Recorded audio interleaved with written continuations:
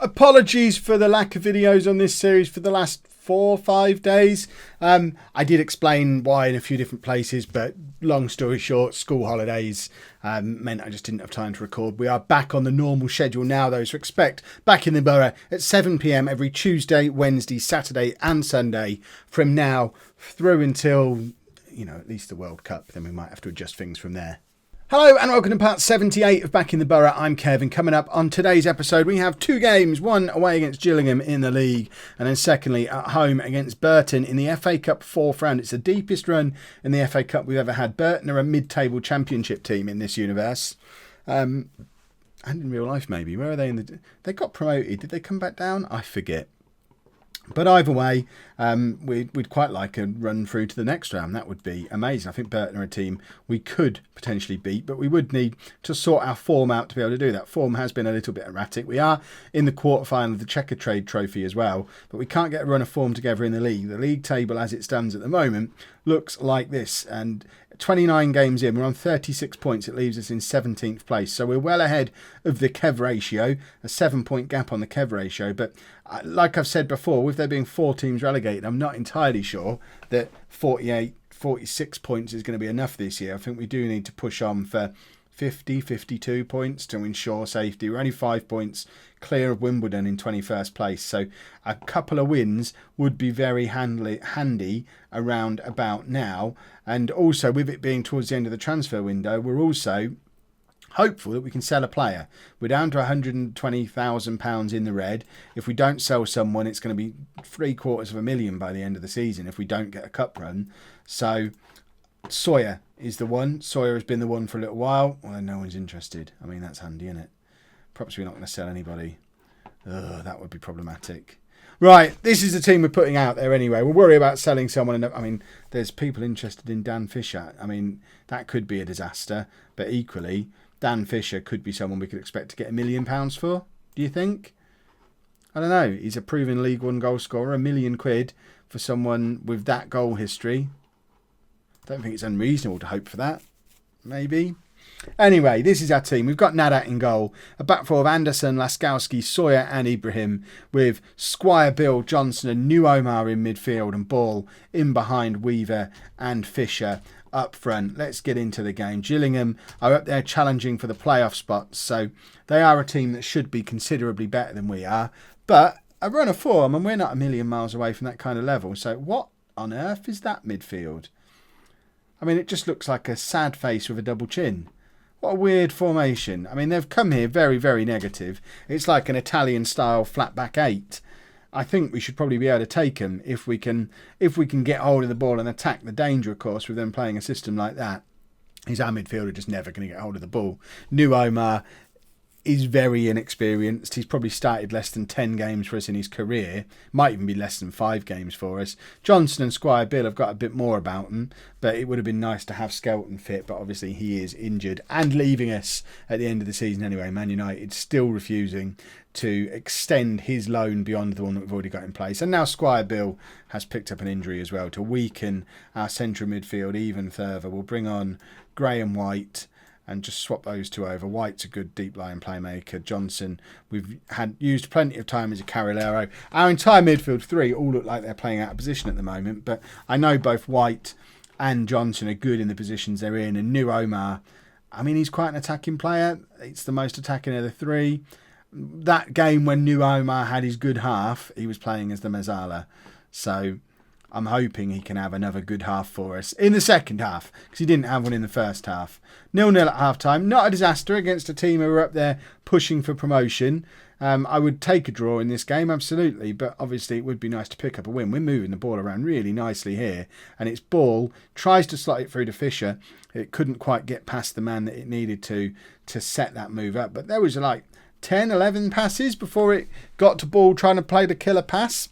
That's the kind of football I absolutely want to see us playing. So more of that. That's our high tempo, short passing game that I like to play. And I approve of it wholeheartedly. Dan Fisher's not having a very good game at all. We've got Lyons on the bench. We've also got Hamill on the bench, but Hamill hasn't really proven himself yet. Although there is interest in Hamill from bigger clubs, which is why I'm now taking more of a look at him, because I want to see what what I'm missing that other bigger clubs are seeing. Johnson, did he just... I thought that had gone wide. I mean, it's a great goal. I don't believe it was a goal. Let's have a look at it again. So Weaver moves out into the channels. Johnson's just sort of hovering on the edge of the area. Loads of space. It comes across to him. He hits it first time, and that's a beautiful finish. It is a goal. We can see it quite clearly from that angle. Not that I was doubting the game, of course, in the first place, but it's a lovely finish from Johnson. And we find ourselves 1-0 up, 20 minutes to go. We are... Jed Hamill. Let's have a look at you, Jed. So it is Bath and Wigan who are interested in him. So Wigan are obviously the one that are bigger than us. But I don't know. I just don't get it. I think John Lyons is the best option because John Lyons has actually scored goals for us this season. So he's going to be the one who comes on for Fisher. But I do need to give Hamill some game time at some point so we can try and work out what other clubs see in him. Because we're having this happen a little bit too often with Nuneaton now. Because we're bringing in so many good youngsters, there are a lot of them each summer who move on to bigger and better things without us giving them the chance.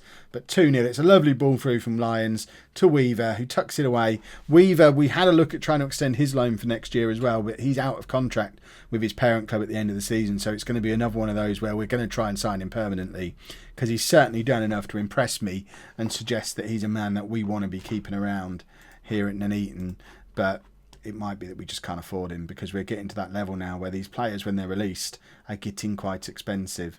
Laskowski's picked up a knock, so we'll bring Philip Burns on for him as our final substitution, and hopefully that's going to be enough to close down the game. I don't know why we can't see a league table. There we go. So there's the league table. As it stands right now, we're in 16th place, 8 points clear of relegation if we hold on to this.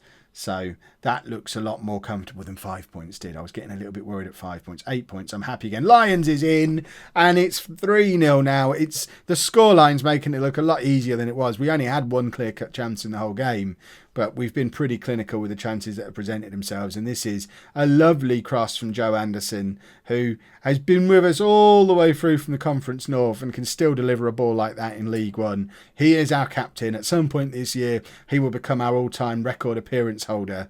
And you know what? Joe Anderson, you deserve it. But I still love you, Sir Tom Elliott, and I will be bringing you your trophy to the last Nuneaton game of the season against Blythe in a couple of weeks' time. It's like 8, 9, 10 days away now. I can't do maths. It's next Saturday, basically, if you're watching this episode when it first comes out. Saturday the 28th of April. If you are around the Nuneaton area, go to the match. I'm going to be there. A load of you lot are going to be there. I'm going to present Sir Tom Elliott with his all-time record appearance holder trophy, and we're just going to have a lot of fun cheering Nuneaton on in real life on the last game of the season. But now let's try and get into the next round of the FA Cup. Just the one change for the Burton game then. It's the one we made mid-game in the last match when Squire Bill got injured. So White comes in to play as the deep line playmaker. Johnson moves across to be the Carrilero. Other than that, we are unchanged. There has been an offer come in from Bath to take Jed Hamill on loan. I'm inclined to take it, even after everything I just said, because we've got Lyons sat there who's scoring goals off the bench, but we've also got Josh McDonald who's going to be fit again very soon. Hamill's not going to get on the bench. He's going to be better off spending the second half of the season on loan at Bath. If he scores a load of goals for Bath, then we know that he's worth us taking a little bit more seriously. We've seen what good strikers do in non-league with McDonald and Fisher and, okay, Livesey Mason, who didn't even make it with us, and Sedwin Scott, who we don't talk about because he's retired. But, oh dear, we're 1-0 down after 4 minutes. I mean, it was a big hope, hoping that we could achieve something today. I mean, at least we've managed to fill the ground by the looks of it, so there should be a decent payday.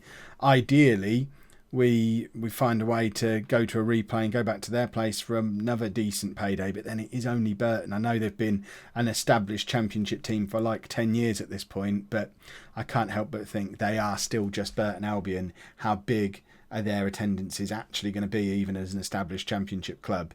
Probably not big enough to actually mean we don't have to sell a player. But not that we've had any actual offers come in for any of our players this January. Normally we're inundated with offers for players, but I think we've set our asking prices a little bit too high. But being only £100,000 in the red, it doesn't feel as pressing as it has done sometimes. So, for example, with Sawyer, I've moved his asking price from 350,000 to £500,000. I set 350,000 this time last year when we were a League Two team. He's now a regular League One player and still looking good. So, if anyone wants him now, it's £500,000 for him. Same with Fisher. Fisher, I want £1 million for. They're taking a 25 goal a season League One striker off us. I think that's worth £1 million. And if no one's going to pay us it, then we won't sell him. We'll just let him retire like we did with Cedwyn Scott. It's better than accepting 150,000 for him and having him go on and get 30 goals a year in the Championship for the rest of his career after making us no money. I think it seems better. I'd rather have him play for no one than leave for next to nothing. And he's not out of contract this year. We're not forced to sell him or we'll lose him. And it's 2-0. Poor old Robbie Nadat. I mean, he's doing his best, bless his cotton socks, but he has no idea what's going on half the time. Not a chance of saving that. It's been two very similar goals from Burton. They're just playing these little passes between our defenders and our keeper. Nadat doesn't know whether to come or go. He'd be better off just lying down in the hope that they kick the ball along the floor. And the defenders aren't offering much protection for him either. And now Dan Fisher's injured. At least we've got Lyons sat there on the bench. But if this is a proper injury to Fisher, it does affect my decision about whether or not to let Hamill go out on loan. Because with both Fisher and McDonald injured, we do need someone as backup for Weaver and Lyons. But Ball is in behind. That's lovely from Ball. Plays it to Johnson. Weaver is there, and that's wasteful from Weaver. He should have done a lot better with that, and that felt a little bit like a bit of a bottle job from Lee Weaver. I think he'll kick himself for missing that because he's better than that. And that could have given us a little sliver of hope going into the second half if we'd have got a goal back just before half-time. There's nearly 5,000 people inside Liberty Way for this game, which I think is probably going to be a record attendance for us because the ground wasn't that big, I don't think, at the start of the game. We've expanded it a little bit, and now we're filling the expanded version of it. So I'm pretty sure that's going to be a record attendance, but we'll get the notification after the game if it is. Weaver's in behind again. Can he do better this time? He cannot. It is straight at their keeper. Lee Weaver's had 2 clear-cut chances. If he'd have been in the kind of form that all of our forwards were in the Gillingham game, it would be 2-2. Right, New Omar. Can he have a good half? He plays it forward to Lyons, who he just let it bobble around at his feet and then gave it to Burton, and they're now on the break. And Nadat does collect this one. At least we're not being humiliated. Remember, Burton are in the Championship. They're a mid-table established Championship club, and we're not being made to look like mugs. So I think our future is still very bright. Oh, Robbie Nadat. Oh, Robbie. Oh, dear. Robbie Nadat's still going to be playing for us when we're in the Premier League, and I'll still never understand why we concede goals like this. Oh, look at the state of this. Nadat and Anderson, the two people who get the most stick down in the comments, conspire. Just as I'm saying, we don't look like idiots, they then do a comedy goal like that. Right, Johnson can't get his shot away this time after scoring a screamer in the last game. And Burton are coming at us again, and we are struggling a little bit. They're just drifting past us. All the space in the world. It's 4-0 on the hour. And now we're starting to be made a little bit like we're a rubbish League One team, and they're quite a good Championship team. And I don't think either of those are necessarily true. We've been wasteful with our chances and really comically bad at the back. And they've just taken advantage of our defensive mistakes and the space we're just leaving them to do stuff like that. I'm now more worried about what's happened to Dan Fisher than I am about the score. We're obviously not getting that cup run that we hoped for, although we have still got a Checker Trade Trophy quarter-final, so there's still the opportunity of a little run through to Wembley this year. As much as I mock the Checker Trade Trophy in real life, Weaver scores now, it doesn't matter. Brilliant. As much as I mock the Checker Trade Trophy in real life, in that wheel life, bro. I'd love to win it with Nuneaton. That'd be a fantastic achievement for us, winning the Checker Trade Trophy. When you remember that we started as a Conference North club and dreamt of one day playing in the Checker Trade Trophy, so going to Wembley and winning that would be amazing. And let's face it, we're not getting promoted this year, so it gives us a reason to keep playing as the season goes on. Well, I think the final's generally quite early. Listen to me talking as if we're in the final. We've got like 4 more rounds to go yet. It's just we happen to be having the deepest run in both cups that we've ever had before. Weaver's in behind again. Can he grab another one? No. Weaver has scored 1 and could have had another 3. The 3 clear-cut chances are the ones that he's missed. He scored 1 that was harder than any of the 3 chances that he's had. And I say it again, if Weaver had been in form today, we would be level in this game. Right, Anderson's going to come off for Hudson. And we're going to bring Burns on for Laskowski. It's our defence who's let us down today. That and the injury to Fisher and the bottled chances from Weaver. I mean, okay, we're not as good.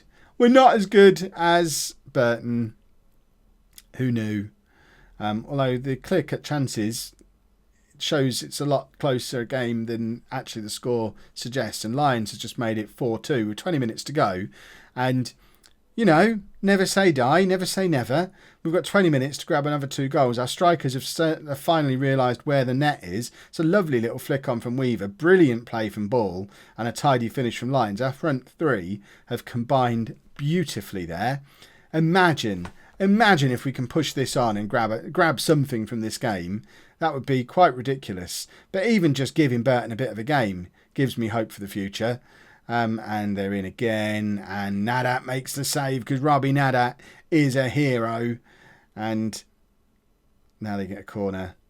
And it's just bobbling around in the area. Ibrahim with a good tackle though. Plays the ball forward towards Lions. Ibrahim is another one who there are clubs interested. We've not had any offers recently. I think we did have some really low offers right at the start of the transfer window, but nothing that I would seriously accept. He's another one who I'm thinking £500,000 for Ibrahim.